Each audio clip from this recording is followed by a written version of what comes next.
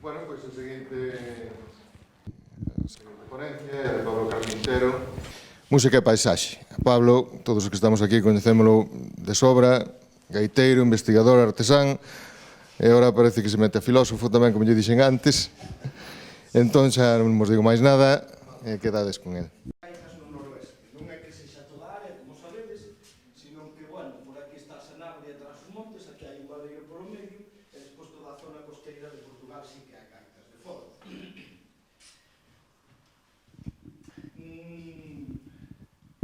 O asunto este todo da relación entre as gaitas e a paisaxe saliu un día que me din conta que as copas dos roncos de Asturias, as de Galicia e as de Portugal eran diferentes. Eran diferentes na forma. As asturianas sempre se meten así, os bordes das copas hacia dentro, como sabedes, como podedes ver aquí, métense hacia dentro, verdad? Nas galegas isto nunca pasa, e nas portuguesas tampouco. E nas galegas aparecen copas nas que as paredes son rectas, e iso só pasa en Galicia, non pasa nin en Asturias nin en Portugal. E en Portugal e en Galicia aparecen paredes así, curvas. E dixo, pero segue unha secuencia. E entonces eu preguntábame, isto de casualidade non é? Non é un antollo do torneiro, é un antollo do torneiro tornear esa forma, pero que siga unha secuencia de norte a sur, non, que no sur é curva, no centro en Galicia e por aí vaise poñendo reta, en Asturias se mete, iso é unha secuencia lóxica, non tiña sentido que fose aleatorio. E iso quedou aí na miña cabeza. E un día, falando cun amigo meu que é psiquiatra, dixemos, tes que ler un libro, non falábamos destes, non sobre a galeguidade, non. E dixo, tes que ler un libro que se chama Galicia borrosa, dun psiquiatra ourensán que se chama Santiago Lamas, dixo que é un tío, bueno, o tal psiquiatra escribiu o libro para que os outros psiquiatras se enteraran como os galegos damos información ao falar, porque iso é moi importante por psiquiatra. Entonces, nese libro, Santiago Lamas o que facía era relacionar o xeito que temos de falar coa paisaxe. Non? Entonces, el demostraba nese libro como a xente que vive en lugares onde hai moitas referencias no entorno, moitos outeiros, moitos bosques, moitos camiños, teñen un xeito de falar moi diferente que a xente no que os entornos, como en Castela, por exemplo, non teñen referencia. E eu aquilo foi unha bombilla, pum, que encendeu na miña cabeza, porque eu dime conta, é totalmente certo eso, porque eu son fillo dun castelán, e meu pai para ir de aquí a ali solo é así. Porque en Castela é así, en Castela tiran unha carretera de Torre de Iglesia a Torre de Iglesia. E aquí non, para ir dun pobo a outro temos 10 camiños. Entonces, claro, aí está, os galegos, o depende, non, por onde queres ir? Por onde vou ao muiño de tal? Depende, queres ir pola casa da Maruxa, queres ir polo outeiro de tal, queres ir polo camiño do río? Hai moitas referencias. Está claro que o paisaxe determina o xeito de vivir dos humanos. Eso creo que non ten discusión, non. A xente que vive nos desertos ten modos de vida parecidos, porque teñen aquelas limitacións. A xente que vive nas montañas tamén. Teñen pois un clima particular, teñen unha climatoloxía, unhas cousas que sembrar particulares, e a xente que vive nas montañas tamén se parece. Eso está claro, non? Ese tipo de determinismo xeográfico que se chama non ten dúbida ningunha, non? A influencia do clima ou da paisaxe nas actividades dos humanos. Tamén hai outra parte do determinismo xeográfico que non ten dúbida ningunha, e é que os accidentes xeográficos determinan culturas, determinan límites entre culturas. Eso está claro, ríos e montañas son as que de forma natural forman os límites entre as culturas máis ou menos diferenciadas. De feito, se vos mirades aquí, Asturias está limitada polos picos de Europa e polas montañas do Navia e Eo, que a separan de Galicia. Galicia está separada da meseta polas montañas estas do oeste de Ourense e pola serra de abaixo que a separa de Portugal xunto co Miño, non? Tampouco hai dúda nese tipo de determinismo xeográfico que separa culturas. Ahora ben, outro tipo de determinismo xeográfico como que, de algún xeito, a paisaxe influya no tipo de torneado, a min iso puxo-me a cabeza tola. Porque este tipo de determinismo do que vos estou falando, tipo macro, non, tipo clima, tipo montañas, tipo ríos, que influyen en relacións comerciais, en relacións culturais, é lóxico, non? Pero que o paisaxe influya nun tipo de torneado, Iso sí que é curioso. Pero non influye só no tipo de torneado. Influye despois, porque despois de que eu me din conta de que aquel tipo de torneado, como despois vos vou explicar, dependía do que a xente estaba vendo no seu entorno, empecei a debullar todas as cousas que tiñan as gaitas e dime conta que mogollonazo de cousas teñen que ver coa paisaxe. E iso é o que vos vou explicar hoxe. E por iso veño cargado de gaitas, porque ainda que me decía a Rosa, pero se estos son todos uns frikis da gaita, o que veñen aquí non necesitas tocarlles a gaita. Pois eu creo que para algúns detalles sí. En todo caso, se vedes que non, decidme non toques máis, e xa está. Eu só lo falo e xa está. Vale, pero bueno, vamos alá.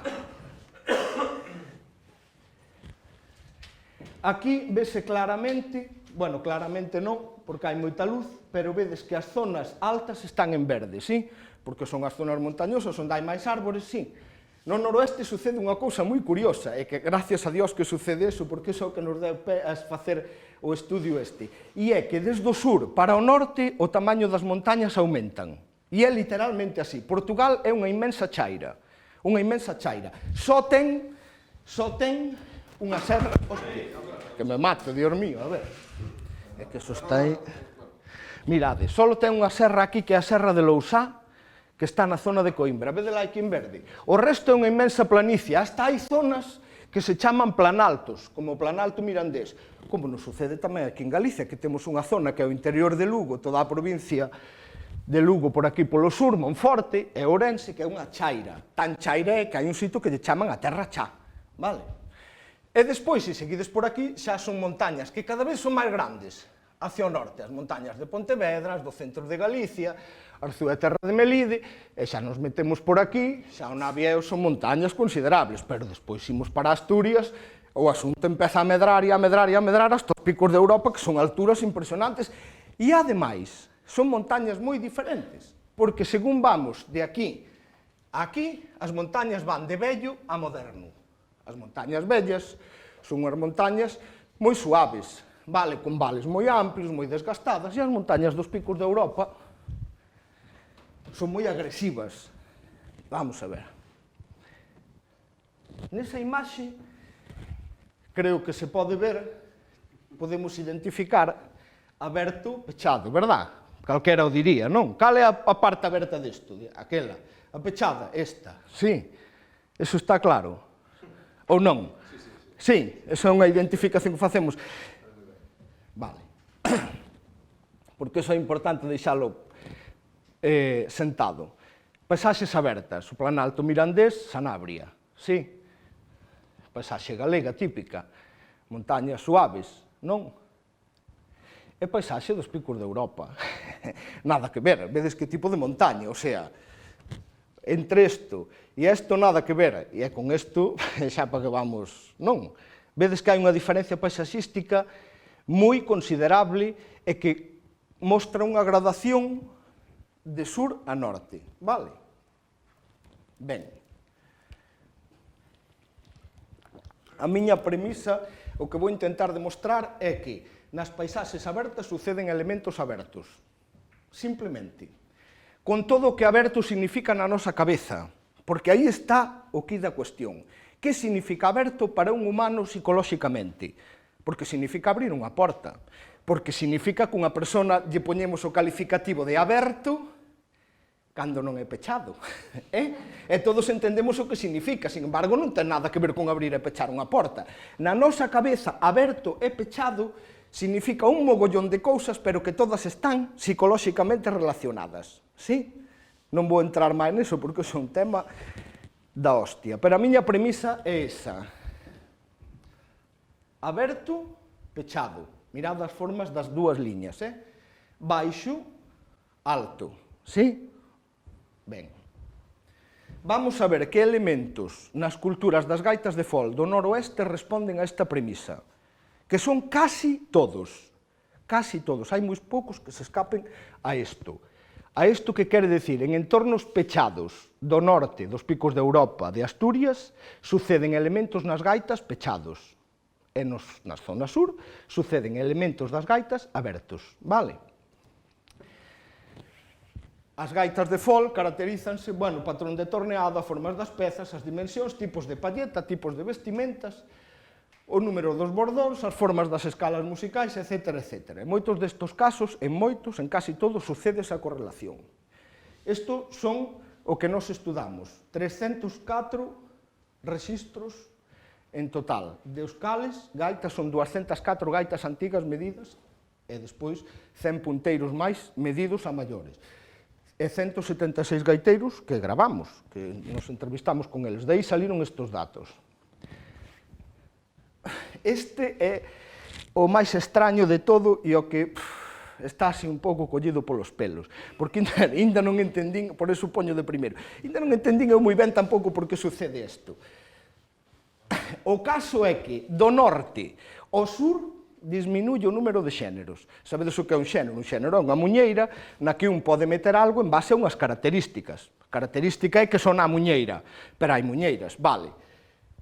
En Asturias hai 11 xéneros, no Onavia 14, en Galicia 13, en Sanabria 11, en Miranda 6 e en Coimbra 8 e no Miño 4. Canto máis plano é o entorno, menos xéneros hai.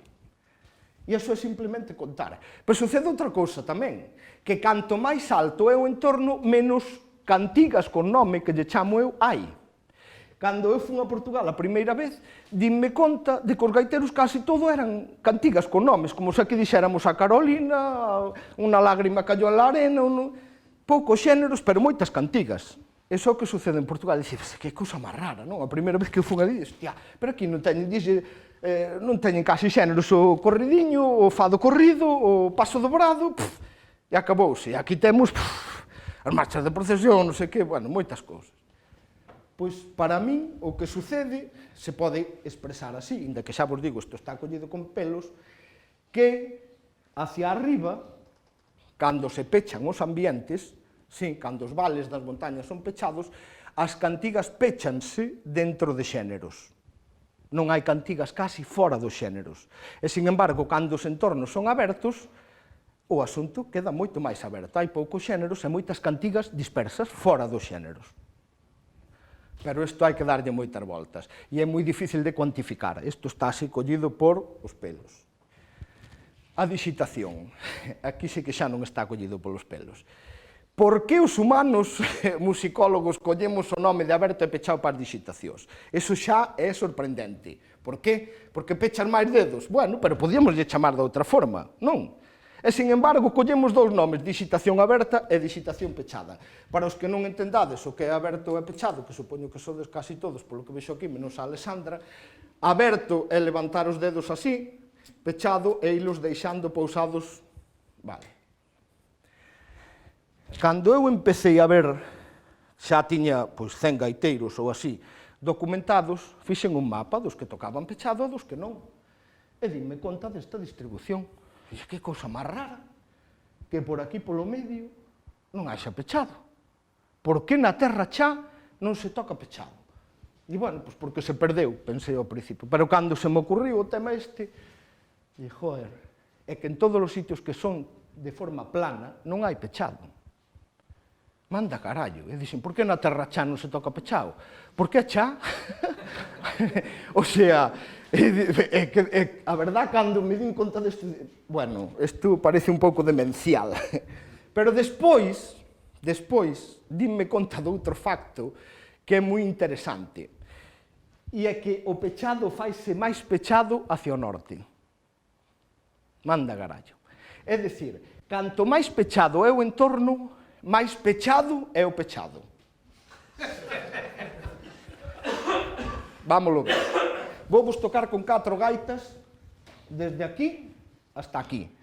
Vale, despois xa ven o tocar aberto, que está presente nas zonas máis planas de toda esta zona. Pero veredes como o pechado, desde Asturias hasta Pontevedra, cada vez se fai máis aberto. Unha gaita asturiana.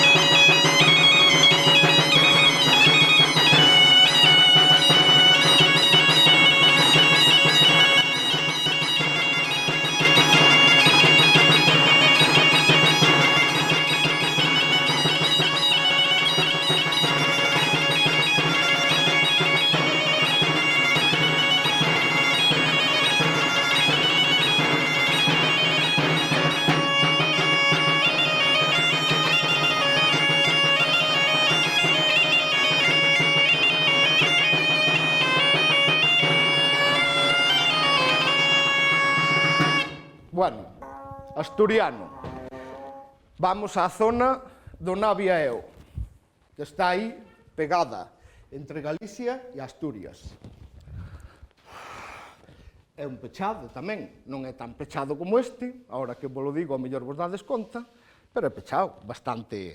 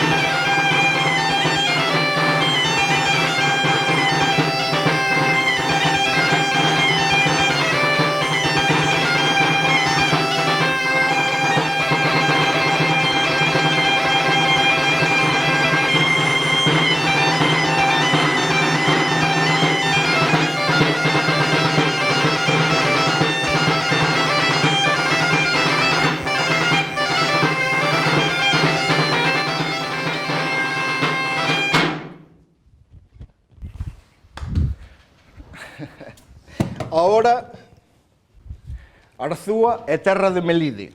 Empezamos aquí, agora vamos aquí, que ainda son montañas, as do centro de Galicia, bueno, bastante altas. Aquí o pechado, sigue sendo pechado, nótase que é pechado, pero non sona tan pechado como o do Navieo, por exemplo.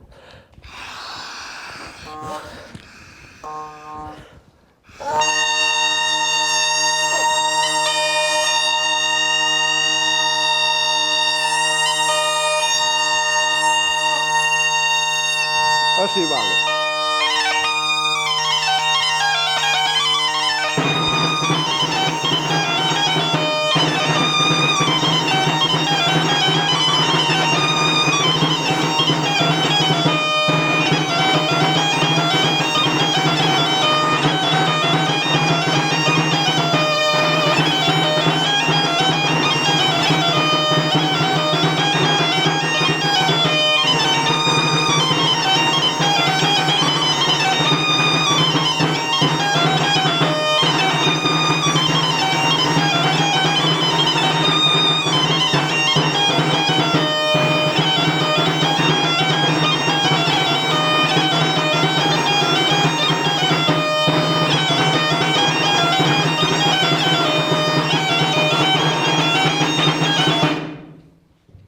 Nótase ou non?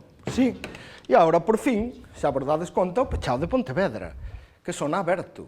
Non hai intención de facer ningún tipo de traca, traca, traca, traca. Aí están as grabacións, por exemplo, de Perfecto Feijóo ou de Xan de Campañó, nos que perfectamente poderíamos decir que están tocando aberto. Así. Isto vai se desafinar no curso de, pero bueno, é o que hai.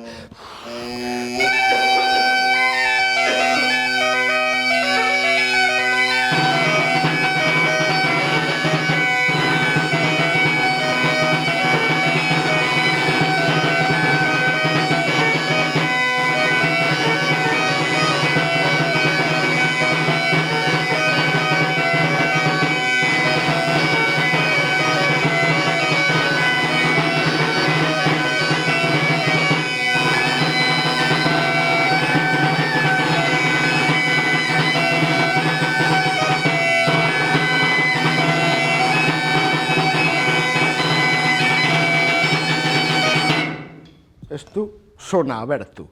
E, sin embargo, é a digitación referente aos dedos máis pechada que hai. E despois desto, temos a Terra Chá, na que se toca aberto, Ourense, na que se toca en todos os lugares aberto, e todo Portugal e Sanabria, no que se toca aberto. Aquí hai unha correspondencia clara entre entornos xeográficamente ou físicamente pechados e digitación que nós, ademais, entendemos como pechado, curiosamente. A gaita asturiana, estos eran estas 4 gaitas.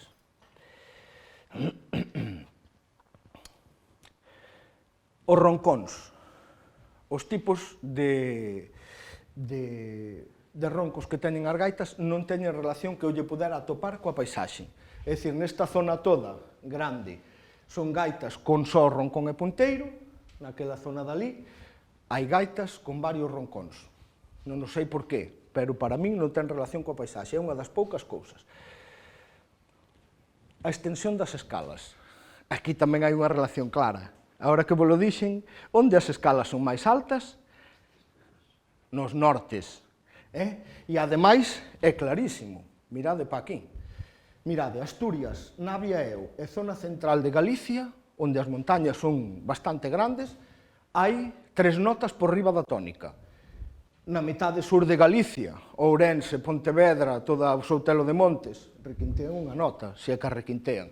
En Portugal, Sanabria, nada. Non sube nada da tónica. Canto máis alto é o entorno, e canto máis pechado, máis arriba suben as escalas. E é totalmente claro, é un dato, nada máis. Non hai?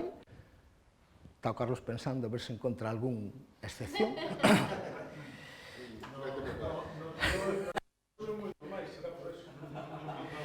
Eu fora de Galicia ainda non o pensei.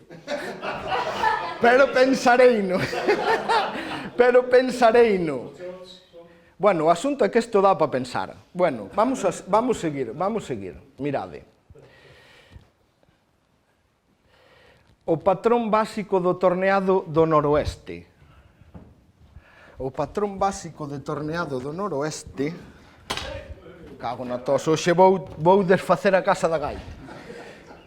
O patrón básico do torneado do noroeste é así. Mirade, un punteiro ten unha mesa que evidentemente ten que ser ancha e despois baixa, sí? Este é o patrón básico, pero no noroeste facémoslle sempre un corte aquí. Sempre un corte, de forma que a mesa queda dividida no meu vocabulario nunha mesa e nun anel, sí? Este mesmo patrón séguese nos bordóns. O bordón é así, despois estreitase, e aquí sigue unha moldura que é como a do punteiro, entonces aquí debe levar un corte, así, e aquí poñemos outro corte. Sempre lle poñemos un corte antes do estreitamento. Isto, noutras tradicións non é así, é diferente. A nosa no noroeste é sempre esta. Despois, co paso do tempo, foron xurdindo outros tipos de torneado. Pero o torneado antigo, que está en todo o noroeste, de arriba a baixo, é este. Este aparece en todos os sitios.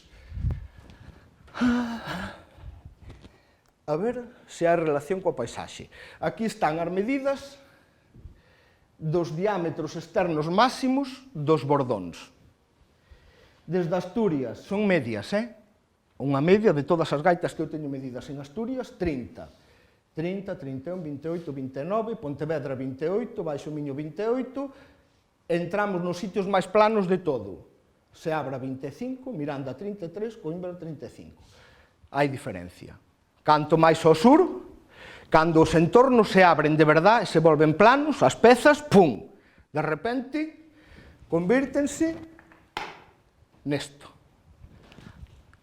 Isto é grande se o comparamos cunha gaita asturiana ou galega. E entre os montes, os que vemos gaitas, sabemos que son así, verdad? En Sanabria tamén son bastante grosas. Non tanto como en Miranda, se queremos levar o asunto extremo, é que Miranda é unha planicie. Sanabria ten as súas montañitas. En Sanabria, mirade, Sanabria son grosiñas, pero non chega a este espectáculo. Hai unha relación.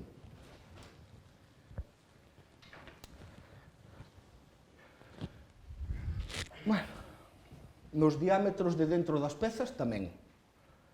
Nos de dentro tamén. Eu teño medido diámetros aquí en Miranda, nas segundas, de 20 por dentro. O mesmo diámetro que usamos nós para os espigos, usan eles para o furado principal.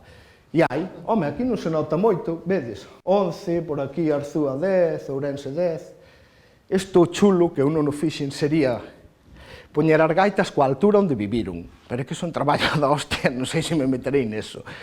Non, poñer a gaita, as medidas que ten, e ver a que altura viviu esa gaita, 1200 metros, 700, para ver se realmente existe unha correlación estadística, non perfectamente demostrable, non así a grosso modo. No. Tú crees que no? Non sei. É imposible. A racha está a 400 metros, tes un tipo, a 500... Tens razón, un plan alto pode estar no cu do mundo. Hai que buscar outra forma. Eu non sei se haberá un indicador de rugosidade da Terra. Mira, o burei... Rugosidade. A segunda derivada da forma superficial, se calcula... Tes software para facer eso, que queres? Sí. Pois xa falaremos. Este era o caso que vos contaba ao principio. Por aquí arrancou todo. É dicir, este tipo de copa curvo, sí, aparece en Portugal e en Galicia. Este tipo aparece en Galicia e en Asturias. E este tipo só aparece en Asturias. Isto é absolutamente claro. Este tipo nunca aparece en Portugal e este tipo tampouco. Aquí hai unha correlación estreita entre o que a xente está vendo, o tipo de montaña que está vendo, que en Asturias é deste tipo, montañas sin desgastar, ladeiras rectas ou incluso curvas de tan sin desgastar que están. Estas montañas do Navia e Eu, que son, se vedes as fotografías, hai moitas paredes rectas nesas montañas, porque agora xa vou obsesivamente co móvil sacando fotografías como un gilipollas a todas as montañas que vexo, e estas corresponden a unha morfoloxía redondeada. Aquí tedes os tipos de copas que eu poden identificar, vedes desde a asturiana que se meten as paredes rectas, as da terra chá, que son rectas, en que levan esta moldura aquí no fondo, e despois xa empezan as de sur de Galicia, centro de Galicia, Pontevedra, Portugal, e aquí tedes as distribucións de 300 desas gaitas. Mirade, o tipo asturiano aparece aquí. Vedes? A correlación é clara, ou non? Isto é fantástico. Aquí non hai duda ningún, isto non é...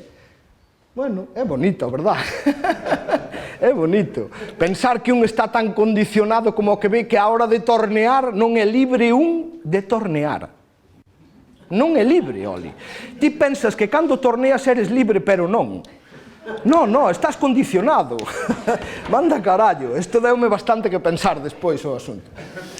Os modos nos que tocan as gaitas. Vos todos sabedes que nas gaitas antigas herdamos os modos de tocar do medievo, pero non herdamos todos os modos en xeral.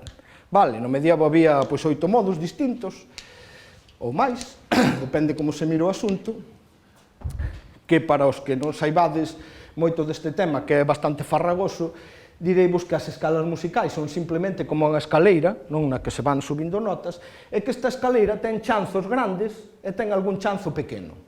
Vale? Dependendo de onde estén situados os chanzos pequenos, a escala musical sona dunha forma ou sona doutra. Vale? Sona tan diferente que na Idade Media a cada unha desas escaleiras diferentes que eles empregaban dábaselle unha forma de ser. Decía, esta é alegre, esta é triste, esta é para rezar, esta é para a xuventude, dábaselle un etos que se chamaba, non? Como están repartidos os modos medievais no noroeste? Pois é moi curioso, porque mirade, Galicia e Asturias empregamos o modo de sol, que ten os chanzos pequenos aquí e aquí. Sanabria emprega o modo de lá, ou o que hoxe nós lle chamamos o modo menor, que ten os chanzos aquí e aquí, falando así, moi grosso modo. E Portugal ten un tipo particular de modo que non é un modo medieval, porque ten un chanzo pequeno aquí, e se o tuvera aquí sería un modo de re, pero non o ten aquí, teno aquí arriba, o que máis se emprega en todo Portugal, sí. Esa escala non empeza no que nos empregamos como tónica. No. É o punteiro completo. No, empeza na tónica. este primeiro é a tónica, é dicir, desde a subtónica hasta a tónica, vale? Pero esta nota primeira que está aquí é a tónica, pero eu emprego, aquí está polo nome do modo, vale? Sí, entendiches? Isto é moi farragoso, así, un coñazo.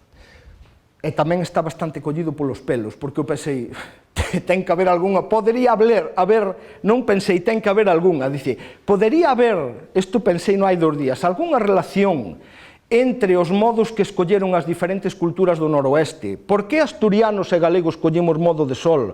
Por que os sanabreses colleron o modo de lá?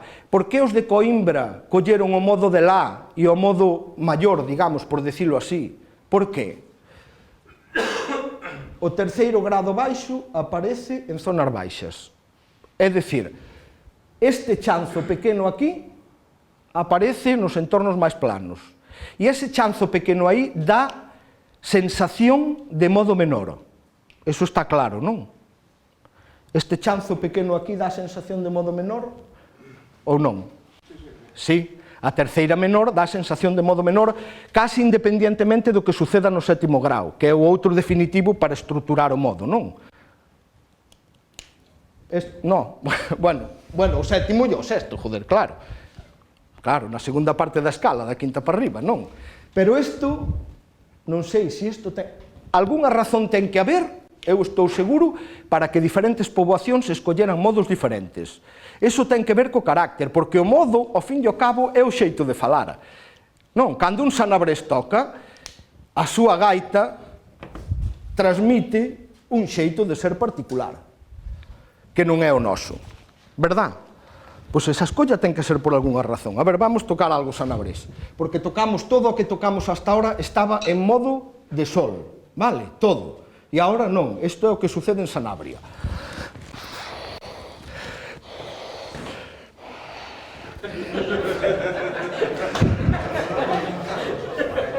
Vamos a montar dun momento a outro.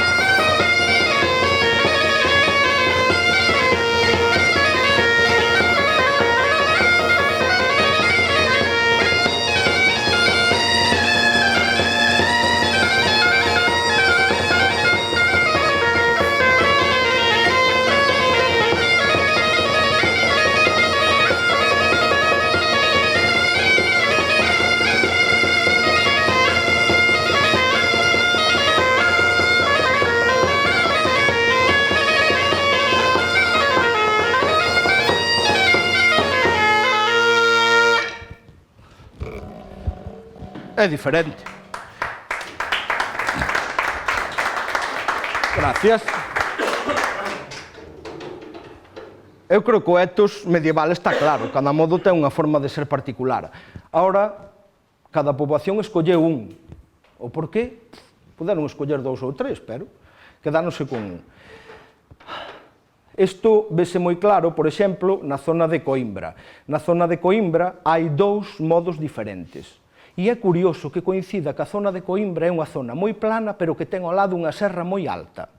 É unha coincidencia curiosa. E en Coimbra tócase nos 2 modos. Ídelo ver. Aquí temos o que eu lle chamo o modo portugués, que é ese modo coa terceira rebaixada, pero que na parte de arriba ten o 7º grado a medio ton da tónica. Vamos botar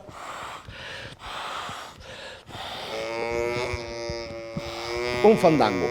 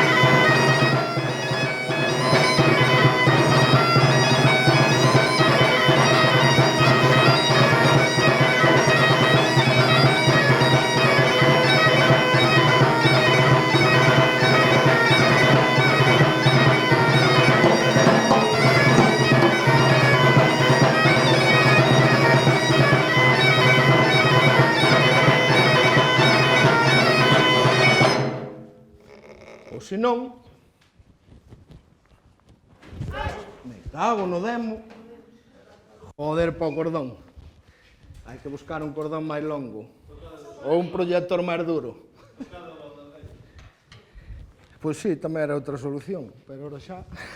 Oli, eso, tú cada vez que veña, di, cuidado co pé de atrás. Fallaches. Cago no demo. Joder. Ahora vou vos tocar no modo menor que se emprega en Coimbra, o fado hilario. Vamos a ver.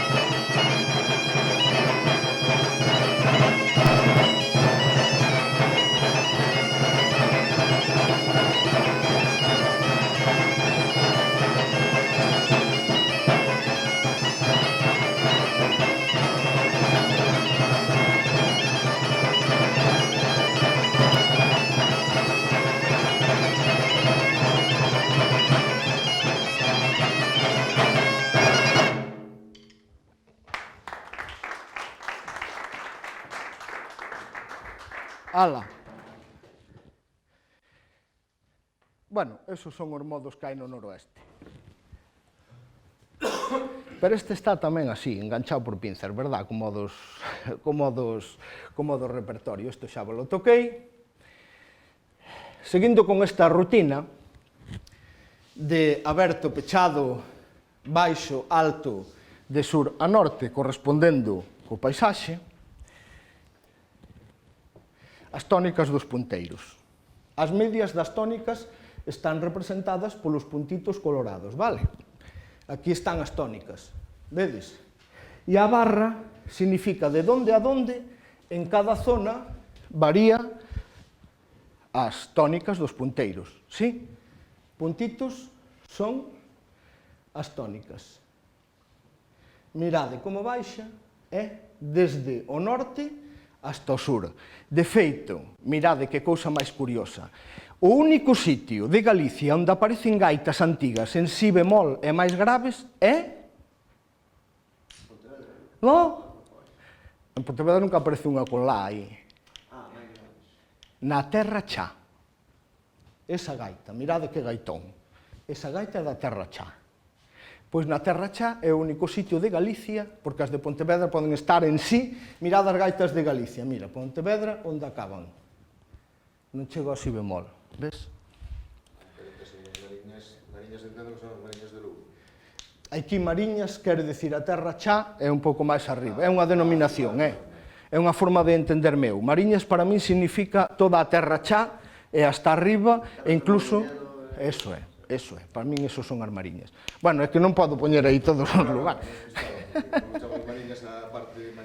Pero vese claramente, incluso tendo en conta as varianzas, vese claramente que hai unha baixada das tónicas hacia o sur. En tornos máis abertos teñen gaitas máis graves. Eso vese con claridade. As mariñas é onde máis rango hai, non? Sí, porque as mariñas corre un terreno que en algúns sitios, para min, porque para min as mariñas... Estás mesturando dos ambientes moi distintos. Eso é. Para min as mariñas veñen definidas por ese tipo de torneado que ves aí.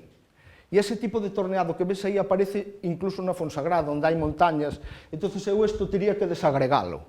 Na Fonsagrada, por exemplo, nas zonas da Fonsagrada máis hacia o occidente, nunca aparece unha gaita dese tamaño nin con esa gravedade. Eso tú teria que desagregalo. Isto sucede por esa cuestión.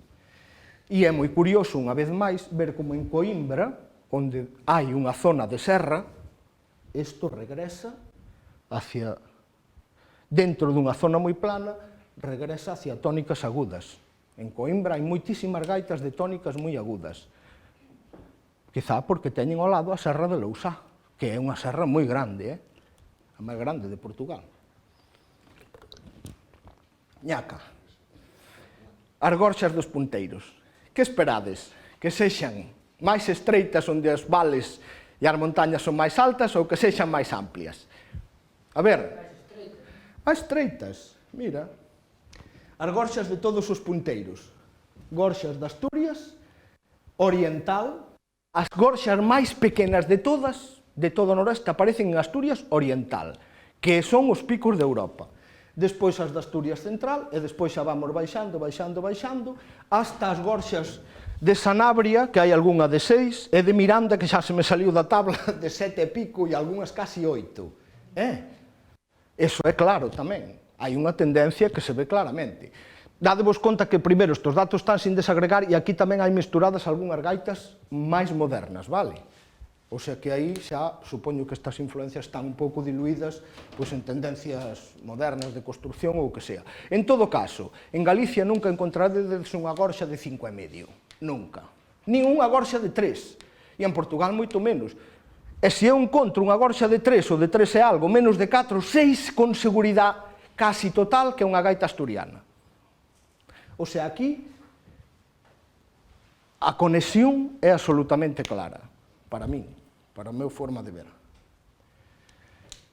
As gorxas abren, bueno, estos son as medias, simplemente de todas as gorxas para que se vira con máis claridade, non? Os conos, de dentro dos punteiros. Onde serán os conos máis abertos? Nos entornos máis abertos ou nos máis pechados? Vale, pois así mesmo sucede, mirade. Isto é unha representación do cono. Esta é a salida do cono, non da baixo. O burato da baixo, 27, 25, 23, 21 milímetros. E esta é a longitude. Aquí vese fatal, pero, bueno, vedes que as longitudes dos conos están todas máis ou menos aquí sobre os 200 e algo, 300, sí, todas aquí situadas. Pero as aberturas finales dos conos, é dicir, canto cónico e a gaita por dentro, non están agrupadas. Hai unha tendencia. Os máis abertos, Miranda, entre Douro e Miño, as Mariñas, esa zona, despois ven Pontevedra, Coimbra, os asturianos que debían estar aquí están aquí metidos, e por aquí, os máis estreitos de todos son os eonaviegos. Non coincide exactamente os asturianos, eu desde logo esperaría que estuveran aquí, pero non están. O mellor é simplemente porque ao final de todo do cono lle abren un pouquiño, non sei, tiñería que miralo eso, ben, con detenimento. Pero iso é o que dá. Eu creo que hai tamén unha tendencia. Ten as súas excepcións, claro, que estas cousas nunca son. E despois unha cousa moi curiosa que me encontrei é que os perfiles dos conos de dentro dos punteiros son iguais que os das copas dos roncós. E iso manda carallo. Os escariadores asturianos, as paredes métense para dentro, non son rectas. Asturias Central e Asturias Oriental, os escariadores, as paredes son así, métense hacia dentro. Na Asturias desta parte de aquí, xa rondando Ionavia e Eu, estes escariadores son rectos de todo. Colles un escariador do Fermín de Grandas e está por unha regla, recto, perfectamente. E, sin embargo, según vamos baixando para baixo, mirad o que fan os escariadores. Este decíasme un día que iso era para facer as escalas menores. Os escariadores fan así. Claro, non se abren así, non, que sería o que correspondería cun tipo de copa, pois desta forma, non. Non se abren así, pero ábrense así, mirade, así, así, bueno, aquí exaxerei moito, así, e vanse abrindo por escaleiras. E isto sucede desde a mitade de Galicia hasta todo Portugal. Incluso, bueno, hai veces, é que nas coitelas é difícil de apreciar, pero védelo aquí, como se van, como por escalós, vanse abrindo. De algún xeito representan estas mismas formas. No, tú que dis? Eu penso que hai un cambio de velocidade á altura dos tonais. Como pasan todos os instrumentos de vento europeos. E entonces aquí e aquí, en Asturias e non había eu porque son retos. Había que ver son retos. Son retos. Home, se non me crees o que che estou dicindo, bueno, vale. Estás no teu dereito, pero non che vou contar unha mentira. Digo que non... Cando non cadra, non cadra. Poden coller o cacho o punto asturiano e poñelo aí abaixo e dicir, mira que ben coincide. Non coincide, pois non coincide. Diz que Navia e eu son retos, pode ser un caso. Non, eu teño 5 réplicas de gaitas eonaviegas. Do mismo constructor? Non, de constructores diferentes. Son retos. Pois sería conocimento de que terían ou a gaita vostedes, sí. Claro, se non vou a lucurarse, pero digo, ese é outro motivo. Mira, unha gaita cun cono recto, porque o fixín dá unha escala menor, sin problema. Sí. Non ten que ver con eso. Bueno, Fan os escariadores así, porque ven o que hai fora. Eu estou absolutamente convencido. Ven montañas rectas, fan escariadores rectos. Ven vales estreitos, fan gorxas estreitas. Para min é clarísimo. Eu tamén pensaba que non, pero... non me convence. Bueno, non te convence, eu non estou aquí para convencervos de nada, estou aquí para contarvos a miña locura, a miña obsesión, unha neurosis que se chama, ao fin e ao cabo. Ben, hai unha cousa moi curiosa que tamén sucede, que son os anéis das mesas. Estes anéis de aquí, que vos dixen antes, que sempre se fai un corte nas gaitas tradicionais, orixinan este anel. Sí, entonces eu medín este diámetro e este diámetro, sí, e resteinos, de forma que me dá unha medida. E así, con esa medida, podo ver canto este anel é diferente daquel. Que pensades? Que nos entornos máis estreitos o anel de abaixo é máis estreito ou máis amplio? Contad a verdad. Oli. Nos máis abertos. Que dis, nos máis abertos? Nos entornos máis abertos, o anel de abaixo é máis aberto ou máis pequeno? Máis abertos, xa o día palabra. Home, claro, joder. O test, mira, en Asturias, e vos o sabedes, un punteiro asturiano ten un aneliño de nada, a que sí? Mira, os anéis asturianos teñen moita diferencia coa mesa, ves? E según vamos para o sur, as diferencias vanse achegando incluso a cero. E nas mariñas, incluso os anéis dos punteiros son máis grandes que a parte de arriba da mesa.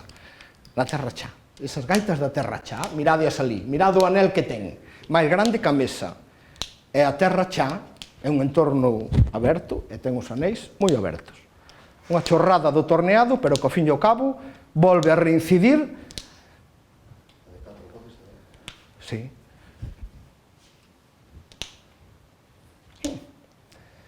As palletas, que opinades? Entornos abertos, palletas grandes ou palletas pequenas? Aí estedes, mirade. Palletas desde Lisboa, Miranda, Coimbra, Mariñas, Eonavia, Asturias. É unha gradación perfecta. Perfecta.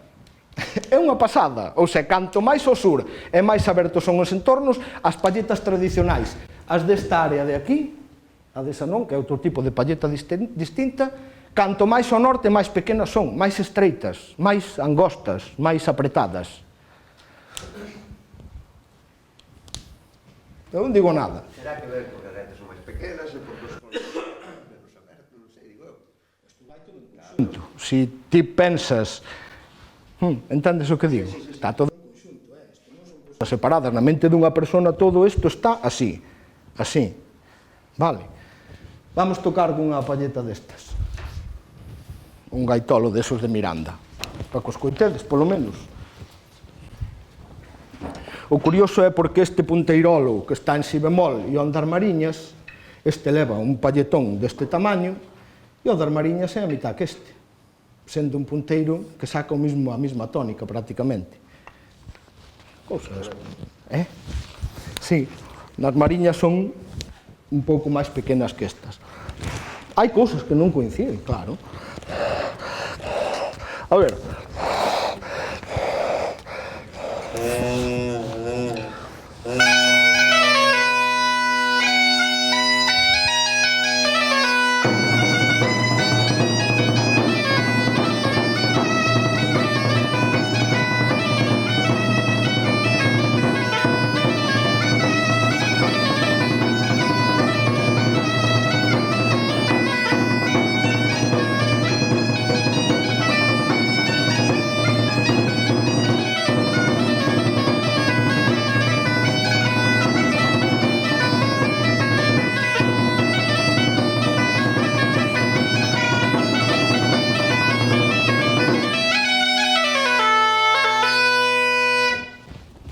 sona isto. Bueno, estamos acabando, non vos dou moita máis tabarra con este tema.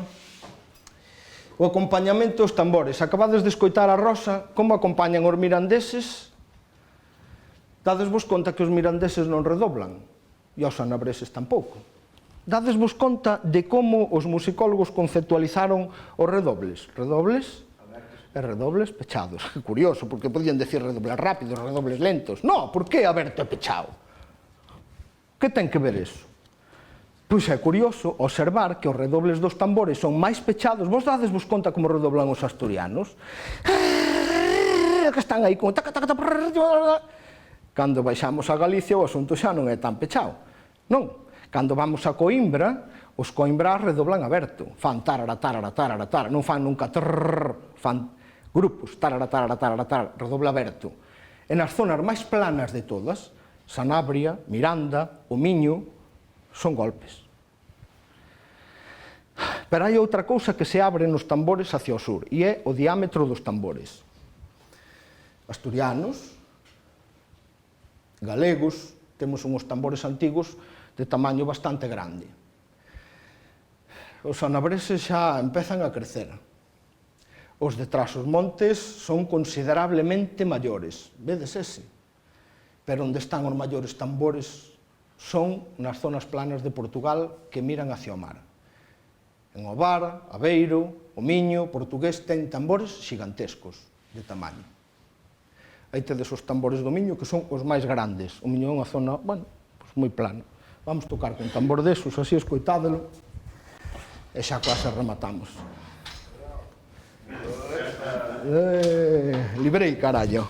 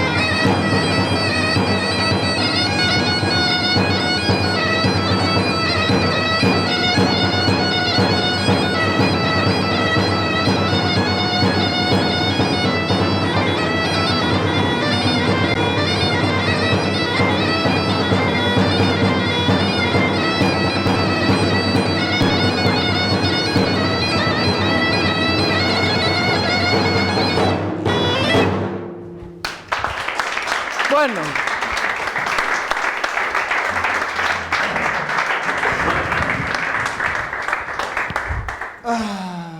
Unha gaita de Barbáns.